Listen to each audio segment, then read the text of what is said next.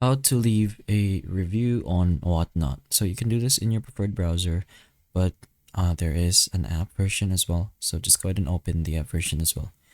You're gonna have to have an account to do this, so make sure you verify your account, since in order to review a specific person or an item, you're gonna have to actually get a specific item.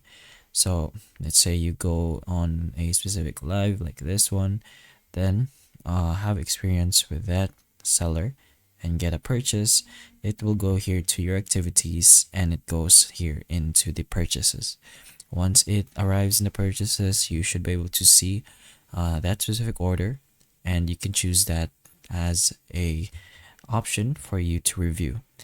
And at that point, you can just put in whatever you want and then the rating and then the star rating as well. But again, just make sure you go ahead and get yourself an order as well so that you can rate or review items or people in Whatnot. So hopefully the information of this video can help you, and if it can, please like and subscribe for more videos like this, and that's all.